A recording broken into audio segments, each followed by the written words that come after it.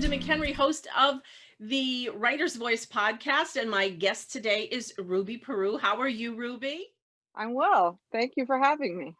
Ruby is a fiction writer. She also is a ghostwriter, and she writes memoirs. But tell me about your most recent book. Well, this novel is called Bits of String Too Small to Save, and it was recently featured. I was featured in the Kirkus Review's Indie Authors to Watch list. It's an illustrated book, but it's not a comic book. It's just got 4 hand-drawn pen and ink illustrations in it.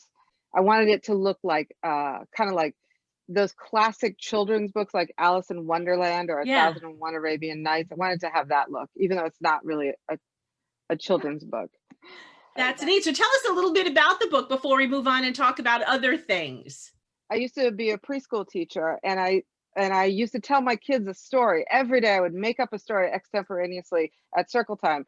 And then when I stopped doing that job, I got this corporate job writing for a magazine, and I thought I don't want the creativity that I built as a teacher to die. So every day after work, I'd go into the library and I'd write for an hour. And the rule was I have to be having fun. So I created these wacky characters and these fun dialogues and these ridiculous situations.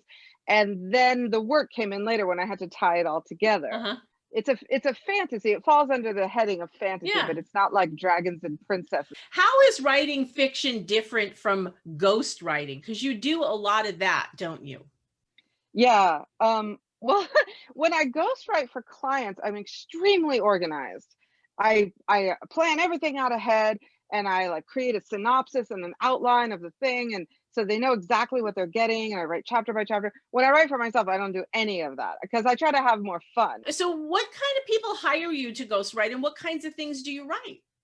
Well, my specialty is memoir, and a lot of times it overlaps into a business book about whatever the person does. Like I did Well, a and memoir. some people think that if you're writing a memoir, you're going to write about your whole life, and really that isn't the goal, is it? A memoir is more focused on something in your life that is what you want to talk about, whether it's your business or whether it's your romantic life. I wrote a romance once. It was a full-on bodice ripper romance for a guy who just had a really romantic life with his wife. Like they got married, then they got divorced, Uh-huh. they met up again 20 years later, both divorced their spouses so they could get remarried. Oh, wow. It was like it was a really exciting, epic Uh-huh. romance that happened to be Part of your true. research. So what do you have coming up next? What are you working on now? What are you planning on working on in the future?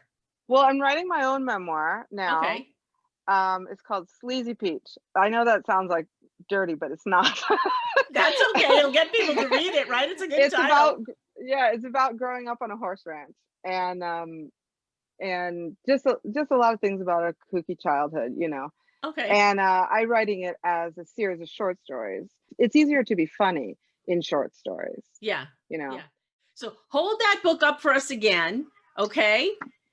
And people can find you on your website at rubyperu.com. Is that right? Yes. Keep in touch. Let me know when you have something new come out, and we'll have you back on The Writer's Voice. Great. Well, Linda, it's been great talking to you. Thank you so much for having me. Yes, it's been fun. Thanks for sharing. Bye-bye. Bye-bye.